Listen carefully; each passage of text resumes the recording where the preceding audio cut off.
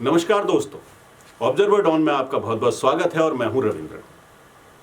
10 जनवरी को जब चुनावों की घोषणा हुई, 5 राज्यों में जो चुनावों की घोषणा हुई, जिसमें उत्तर प्रदेश, उत्तराखंड, पंजाब, मणिपुर और गोवा के चुनाव की जब घोषणा हुई, तो उसी के बाद सबसे बड़ी खबर ये निकल के आई कि बीजेपी से लगातार कुछ विधायक और एमएलए जो हैं वो वहाँ से इस्तीफा दे करके बीजेपी को छोड़ करके समाजवादी पार्टी में शामिल हो गए या दूसरे दलों की ओर वो भागने लगे।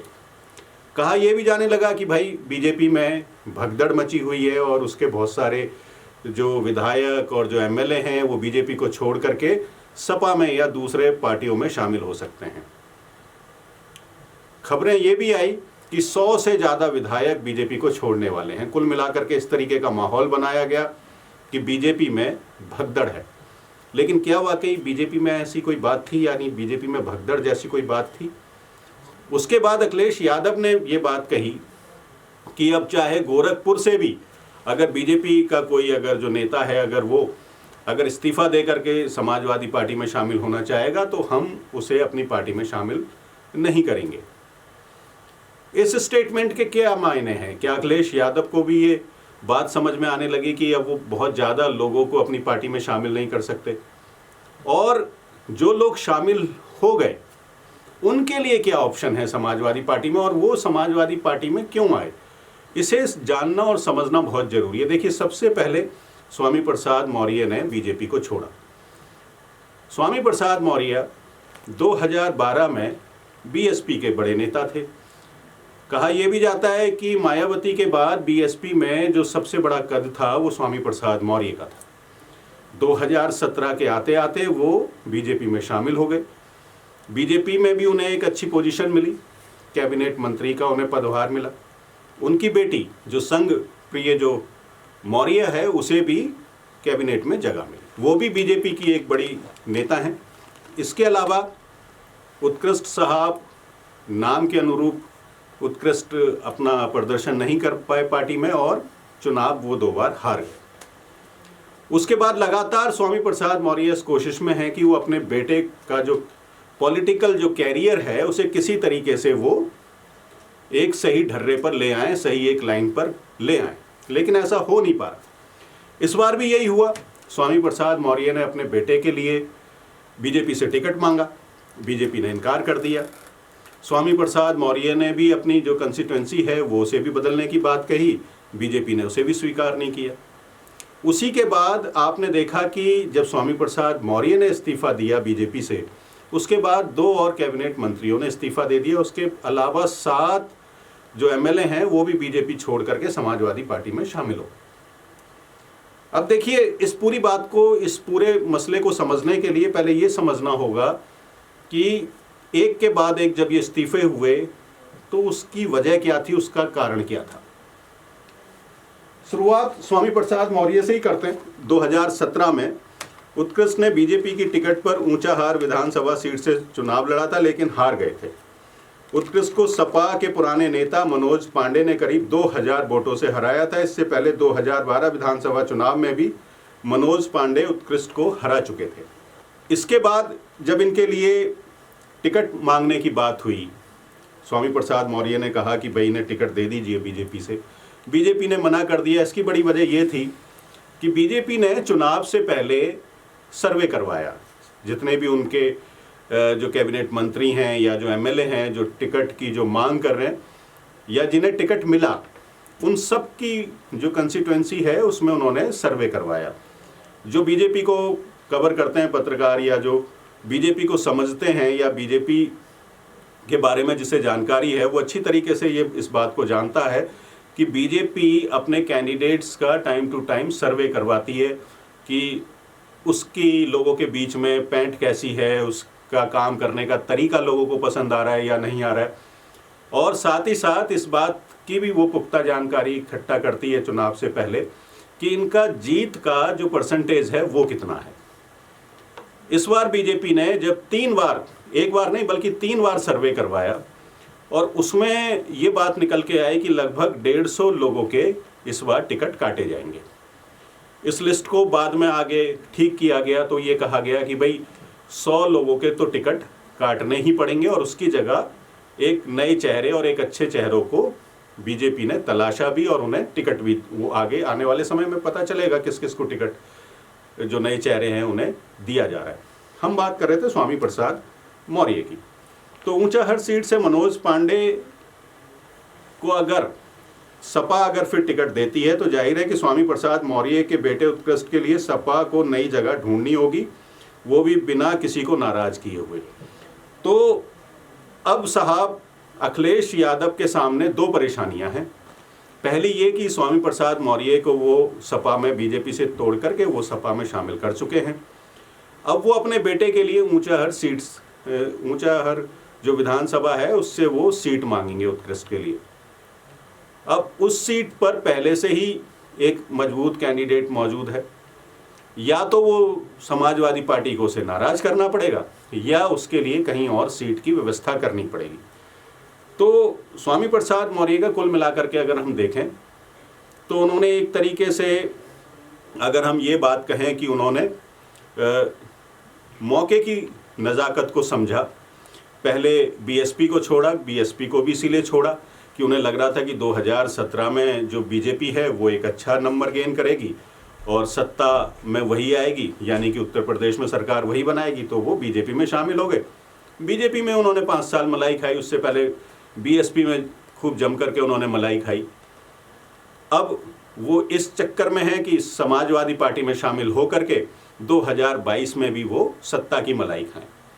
अगर स्वामी प्रसाद मौर्य को, अगर वो ओबीसी की आवाज़ उठाते या ओबीसी लोगों की वो या दलितों के अगर वो नेता होते, तो वो जो पिछले 5 साल है उसमें ओबीसीज के लिए काम करते, मजदूरों के लिए काम करते। उनके पास बहुत अच्छे अच्छे डिपार्टमेंट थे, उनके पास ओबीसी मंत्रालय था, उनके पास इसके अलावा जो ईपीएफ है वो था उनके पास पेंशन थी, उसके पास रोजगार मंत्रालय था। तो ऐसा उनके पास मंत्रालय ऐसा नहीं था जिसमें वो ओबीसी और गरीब और आदिवासी और पिछड़ों के लिए वो काम नहीं कर सकते थे। लेकिन उन्होंने सिर्फ पिछले 5 साल सिर्फ राजनीति की और आगे भी उनका यही ध्येय है कि किसी तरीके से वो अपने बेटे को उनकी सत्ता में एंट्री करवा दें, उन्हें एक उनका जो पॉलिटिकल कैरियर है वो स्टार्ट करवा दें और किसी तरीके से वो भी सत्ता में बने रहें।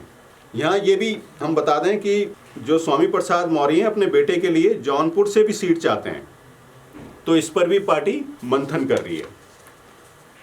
अब हम बात करते हैं अगले नेता की, धर्म सिंह सैनी की बात करते हैं। धर्म सिंह सैनी ने 2017 में सहारनपुर के नकुड़ विधानसभा से बीजेपी की सीट पर करीब 94,000 मतों से बड़ी जीत दर्ज की थी। इससे पहले वो बहुजन समाज पार्टी के विधायक रह चुके हैं, लेकिन धर्म सिंह सैनी अब सपा के साथ हैं। सहारनपुर जिले में इनकी छवि एक मजबूत ओबीसी नेता की है।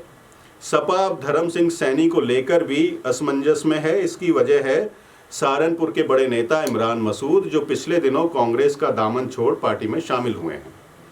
2012 और 2017 के विधानसभा चुनाव में धर्म सिंह सैनी ने इमरान मसूद को हराया था। 2017 में ये अंतर करीब 4,000 वोट का था। सपा के सामने दिक्कत ये है कि इस बार जो नकुड़ विधानसभा सीट पर दोनों में से किसे उम्मीदवार बनाया जाए, दावा दोनों का ही मजबूत है। सहारनपुर में इमरान मसूद के कार्यकर्ता धर्म सिंह सैनी को पसंद नहीं करते। इमरान मसूद को नकुड़ की जगह किसी दूसरी सुरक्षित सीट से चुनाव लड़ाया जा सकता है। तो जो सहारनपुर सीट की अगर जो बात की जाए, जिसमें धर्म सिंह सैनी बीजेपी से अब सपा में शामिल हो गए, तो वहाँ भी इसी तरीके का सेंटीमेंट था कि वहाँ उन्हें लग रहा था कि बीजेपी में रह करके वो इस सहारनपुर सीट पर अब नहीं जीत दर्ज कर पाएंगे और भलाई इसी में है कि चुपचाप बीजेपी से निकल लिया जाए और एक ऐसी पार्टी में शामिल हो जाया जाए जिसमें जीत की संभावना ज़्यादा है। इसकी वजह ये है कि सहारनपुर क्योंकि पश्चिमी उत्तर प्रदेश का एरिया है और लखीमपुर खीरी का काफ़ी कुछ असर सहारनपुर की सीट पर भी देखने को मिल सकता है इस बार, क्योंकि किसान आंदोलन जो ख़त्म हुआ उसके बाद जो पूरा जो बेल्ट है पश्चिमी उत्तर प्रदेश का, चाहे वो सहारनपुर, मुजफ्फरनगर, शामली, बागपत, मेरठ, बुलंदशहर वाला भी उसमें बेल्ट शामिल है। तो ये वाला जो पूरा बेल्ट है ये किसान आंदोलन में काफ़ी एक्टिव रहा और बीजेपी के काफ़ी खिलाफ रहा। तो धर्म सिंह सैनी साहब को ये लगा कि भाई साहब, अगर मैं बीजेपी में बना रहा और बीजेपी से ही टिकट पर मैंने अगर फाइट किया इस सीट से, तो हो सकता है मुझे हार का सामना करना पड़े। और जब अपने बड़े हमारे जो नेता हैं वो चुपचाप बीजेपी का दामन छोड़ करके साइकिल पर सवार हो गए, तो हमें भी उन्हीं की तरह साइकिल पर सवार हो जाना चाहिए। अब तीसरे जो नेता हैं दारा सिंह चौहान हैं। दारा सिंह चौहान योगी कैबिनेट में मंत्री थे। उनके दल बदल करने का सिलसिला भी काफ़ी पुराना है। वे सपा से साल 2000 से 2006 तक राज्यसभा सांसद भी रह चुके हैं। दारा सिंह 2019 में घोसी लोकसभा सीट से बीएसपी की टिकट पर चुनाव जीतकर संसद पहुंचे थे, लेकिन 2014 के लोकसभा चुनाव में वो बीजेपी के हरिनारायण से हार गए। 2017 में मऊ की मधुबन विधानसभा सीट पर उन्होंने बीजेपी के टिकट पर कांग्रेस के अमरेश चंद्र को करीब 29,000 वोटों से हराया था। अब उन्होंने बीजेपी छोड़ दी है। ऐसी अटकलें हैं कि आने वाले दिनों में दारा सिंह भी सपा में शामिल हो सकते हैं या हो चुके हैं। लगभग यही माना जाए कि सपा में शामिल हो चुके हैं। अब दारा सिंह चौहान की जो मधुबन सीट है, उस पर यह खबर निकल के आ रही है कि दारा सिंह चौहान मधुबन सीट से चुनाव नहीं लड़ना चाहते थे और वो चाहते थे कि उनकी सीट बदल दी जाए। यानी उन्हें भी लगता था कि अगर मैंने इस सीट से अगर चुनाव लड़ा तो मैं चुनाव हार जाऊंगा। अब दारा सिंह चौहान भी लगातार सत्ता की मलाई खाते रहे। 2000 से सत्ता की मलाई खा रहे हैं, 20 साल तो हो ही गए और आगे भी खाना ही चाहते हैं, क्योंकि एक बार कंधे पर अगर सफ़ेद कुर्ता आ जाए और गाड़ी पे लाल बत्ती आ जाए तो भला उसे छोड़ना कौन चाहता है। तो कुल मिलाकर के यही कहा जा सकता है कि दारा सिंह चौहान भी उसी फहरिस्त में शामिल हैं कि वो लगातार किसी ना किसी भी तरह से सत्ता में बना रहना चाहते हैं और बीजेपी इस बार उनका टिकट काट सकती थी। वजह बड़ी साफ है, जैसा मैंने पहले बताया कि बीजेपी की कार्यशैली का एक अपना काम करने की एक उनकी कार्यशैली है। वो लगातार अपने कैंडिडेट का सर्वे करवाते हैं और इस बात पे ज़्यादा फोकस करते हैं कि जो कैंडिडेट है उसके जीत का परसेंटेज क्या है और उसे लोगों के साथ उनका कितना समन्वय, कितना उनके साथ उनका जो डायलॉग है वो लगातार हो रहा है, ताकि कुछ एक अच्छा जो काम राजनीति में हो, इसकी कोशिश लगातार बीजेपी करती है। अब अगर लोगों की बात करें कि जो बीजेपी से जो बीजेपी को छोड़ करके जो दूसरे लोग शामिल हुए, उनका इतिहास क्या है, तो उसमें ज्ञानेंद्र कुमार शुक्ल हैं, एक पत्रकार हैं ये लखनऊ के। वो कहते हैं कि उसी रिपोर्ट का ये हवाला दे रहे हैं कि उन्होंने कहा कि इन्हें टिकट कटने का डर था। तो जाहिर है कि ऐसी स्थिति में ये जो जितने भी जो नेता हैं, या इन्हें कहें कि जो दागी नेता हैं, उन्हें या तो किसी दूसरी पार्टी में जाना था या जो जिताऊ पार्टी हो सकती है इस बार की, वो उसमें उनमें शामिल होना था। इसी तरीके से भगवती प्रसाद सागर हैं, 2017 में बीजेपी की टिकट पर बिल्हौर से चुनाव लड़ा था। उन्होंने बसपा के कमलेश चंद्र दिवाकर को करीब 31,000 वोटों से हराया था। सपा के शिव कुमार बेरिया करीब 60,000 मतों के साथ तीसरे नंबर पर रहे थे। शिव कुमार बेरिया सपा के पुराने नेता हैं और मुलायम सिंह यादव के भी करीबी रहे हैं। इसी तरीके से जो शिव कुमार बेरिया हैं, बिल्हौर विधानसभा क्षेत्र में मजबूत दावेदार हैं। यदि उनका टिकट कटता है तो सपा के लिए मुसीबत खड़ी कर सकते हैं। तो कुल मिलाकर के अगर देखा जाए तो समाजवादी पार्टी के लिए भी अब थोड़ी सी जो राह है वो काफ़ी थोड़ी सी मुश्किल हो गई है। और एक बात और निकल के आई है कि जो अखिलेश यादव हैं, उन्होंने ये बात कही कि भाई अब हम और लोगों को शामिल नहीं करेंगे अपनी पार्टी में। और अगर गोरखपुर से भी अगर मेरे पास आएगा तो गोरखपुर से, क्योंकि गोरखपुर से योगी आदित्यनाथ अब सदर से चुनाव लड़ रहे हैं और उधर एक अग्रवाल साहब हैं, वो लगातार 2000 से वहाँ चुनाव लगातार वो जीतते रहे हैं। बीजेपी के ही उम्मीदवार हैं वो और बीजेपी के टिकट पर ही उन्होंने लगातार वहाँ चुनाव जीता है। पेशे से डॉक्टर हैं वो, तो वो लगातार जीतते आए हैं। और अगर योगी आदित्यनाथ अगर वहाँ से अगर चुनाव लड़ते हैं तो उनका टिकट बेशक कट गया है, अखिलेश यादव का इशारा इन्हीं अग्रवाल साहब की तरफ था। वो ये कह रहे थे कि अगर अब वहाँ से भी अगर कोई मेरी पार्टी में शामिल होगा तो उसके लिए अब दरवाजे बंद हैं, क्योंकि उनके पास ऑप्शन नहीं है। इसका सीधा सा मतलब ये है कि अब सपा में ऑप्शन नहीं है कि वो कहाँ कहाँ किस किस को टिकट देंगे। खैर, ये तो रही ये बात कि जो समाजवादी पार्टी है अब उसने लोगों की एंट्री को बंद कर दिया है। जो दूसरी पार्टियों से जो नेता आएंगे उनकी एंट्री को लगभग उन्होंने बंद कर दिया। हम बात कर रहे थे कि जो भगदड़ की बात है बीजेपी में, वो बिल्कुल एक तरह से गलत है। वो गलत इसलिए है क्योंकि बीजेपी में भगदड़ नहीं है, बल्कि बीजेपी ने इस भगदड़ की पटकथा पहले ही लिख दी थी। बीजेपी चाहती थी कि कुछ नेता उसकी पार्टी को छोड़ दें और वो या तो जहां से आए थे वहां चले जाएं या दूसरे दलों में शामिल हो जाएं, क्योंकि जब ये नेताओं का टिकट कटेगा तो पार्टी के अंदर एक रोष उत्पन्न होगा जिसे बीजेपी बिल्कुल नहीं चाहती थी और उसका खमियाजा पार्टी को भुगतना पड़ता। अब बिल्कुल बीजेपी ने जैसी स्क्रिप्ट लिखी थी ठीक वैसा ही हुआ। 3 कैबिनेट मंत्री, उनके साथ साथ जो विधायक थे वो पार्टी छोड़ करके दूसरी पार्टी में चले गए। और इस बात का अंदाजा दूसरी ओर समाजवादी पार्टी के जो नेता हैं, बड़े नेता हैं, अखिलेश यादव हैं, उन्हें भी समझ में आ ही गया। अगर उन्हें समझ में नहीं आता तो वो बिल्कुल नहीं कहते कि अब समाजवादी पार्टी में अगर कोई गोरखपुर से भी आएगा तो उसके लिए अब समाजवादी पार्टी में जगह नहीं है। इसकी बड़ी वजह यही है कि अखिलेश यादव को ये कहना पड़ा, यानी उन्हें एक विराम लगाना पड़ा कि भाई अब एंट्री क्लोज हो गई है और अब जो हमारे जो कैंडिडेट हैं हम उन्हीं के साथ, हमने जिनके साथ चाहे वो गठबंधन किया है, चाहे वो राजभर के साथ किया है, चाहे आरएलडी के साथ किया है, हम उन्हीं कैंडिडेट्स को टिकट देंगे और उन्हीं को चुनाव लड़ाएंगे। इस पूरी भगदड़ के बीच में एक बात का जिक्र करना बहुत ज़रूरी है और वो है बहुजन समाज पार्टी का जिक्र करना। बहुजन समाज पार्टी है उसने इस बार किसी तरीके की बहुत बड़ी ना रैलियां की, ना बहुत ज़्यादा पैसे खर्च किए।